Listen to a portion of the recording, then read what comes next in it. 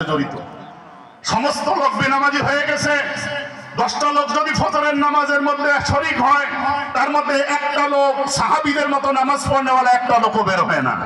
তাহলে বলেন, সমাজটা পরিবর্তনের আগে সংসদ পরিবর্তন দরকার না নিজের জীবনটা পরিবর্তনের দরকার?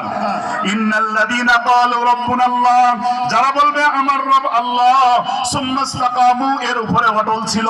এর উপরে অটল থাকার অর্থ হলো আল্লাহ জীবন চলে যাবে, একটা সুদের পয়সা দিয়ে আমার পরিবার পরিজনের জীবিকা নির্বাহ করব না, আমি অভাব অনটনে পড়তে পারি, ডাল ভাত খাইতে পারি, না খেয়ে থাকতে পারি। আল্লাহ তোমার দরবারে ফরিয়াদ করব, আল্লাহ আমাকে সুদের ব্যবসার সঙ্গে জড়িত রাখিয়েন না।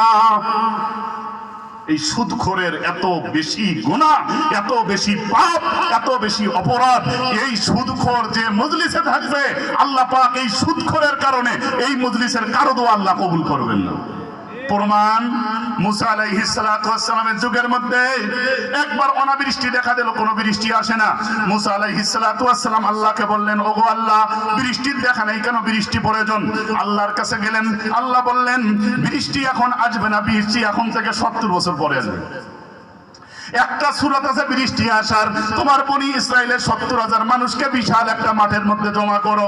সমস্ত লোক একসঙ্গে জমা হলে সকলকে নিয়ে আল্লাহর দরবারে যদি কান্নাকাটি করা হয় তাহলে বৃষ্টি হবে, নচেত আল্লাহ বৃষ্টি দেবেন না। সব লোক ওখানে একসঙ্গে জমা হয়েছে, সমস্ত লোক একসঙ্গে তুলে আল্লাহর দরবারে দোয়া করতেছে, আল্লাহ বৃষ্টি দাও, বৃষ্টি দাও। পশু পাখির কষ্ট হচ্ছে, ক্ষেত খামার নষ্ট হচ্ছে, ওগো আল্লাহ বৃষ্টির প্রয়োজন, বৃষ্টি প্রয়োজন, বৃষ্টির প্রয়োজন। আল্লাহ বলেন বৃষ্টি দেব, তবে এখানে কিছু দাগী আসামি আছে, যতক্ষণ পর্যন্ত এই দাগী আসামিগুলো এখান থেকে উঠে না যাবে আমি আল্লাহ এখানে বৃষ্টি দেব না।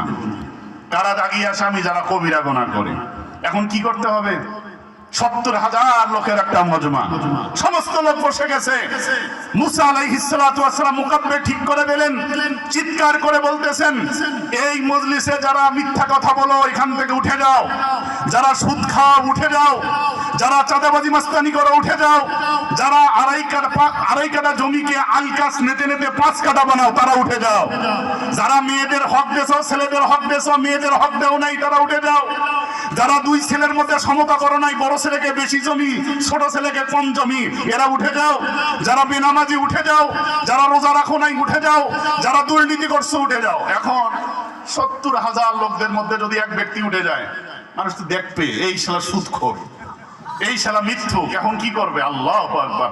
কিতাবের মধ্যে লেখে, যে সমস্ত লোকের অপরাধী ছিল মাথাটা নিচু করে, চোখটা বন্ধ করে, অন্তরের অন্তরস্থলে আল্লাহকে ডাকে, আল্লাহ জিন্দেগীর মধ্যে অনেক গুনাহ করেছি, অনেক অপরাধ করেছি, অনেক পাপ করেছি, আপনি তো রহমান, আপনি তো রহিম, আপনি তো গফফার, আপনি তো সাত্তার। ওগো আল্লাহ, এই 70,000 মানুষের মধ্যে লজ্জা আমাকে দিয়েন না, আমাকে লজ্জিত করেন না। আপনার সাত্তার নামের ওসিলায় আপনাকে দোহাই দিয়ে বলি, আল্লাহ এই বেইজ্জত থেকে যদি আমাকে রক্ষা করেন, জিন্দেগিতে আর কোনো কবিরা গুনাহ করব না। মুনাজাত শেষ হইতে আর দেরি, আসমান থেকে মুষলধারে বৃষ্টি শুরু হয়ে গেছে। কালিমুল্লাহ আল্লাহকে বললেন, ওগো আল্লাহ, আপনি তো বললেন লোক না উঠলে এখান থেকে আপনি বৃষ্টি দেবেন না, লোক তো একটা উঠলো না, বৃষ্টি দিলেন কেন? কারণটা কি?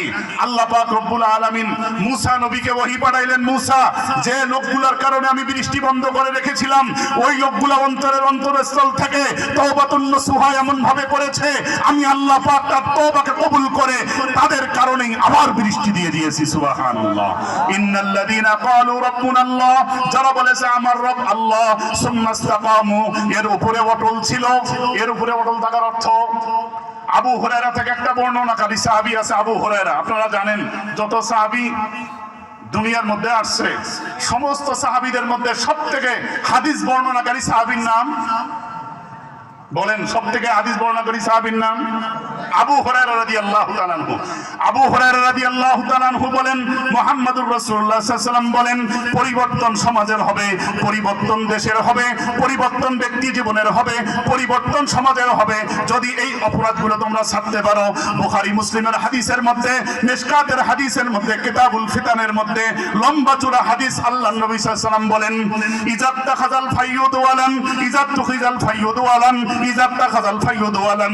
যখন মানুষ অন্যের মাল আত্মসাৎ করা শুরু করবে। ও আমার সাহাবারা, এমন একটা যুগ আসবে যখন মানুষ নিজের মাল মনে করে অন্যের মাল আত্মসাৎ করা শুরু করবে। এই যুগ আসছে কি নাই? নিজের টিয়ার কাবিখা স্লিপ রিলিপ কয় চেয়ারম্যান সাহেবের ভাতিজার বয়স তো এলাও হয় নাই, ওই বয়স্ক ভাতা পাই কিংবা বুঝিস না চেয়ারম্যানের ভাতিজা হে। কথা কয় না, কথা কয় না, কথা কয় না, কথা কয় না।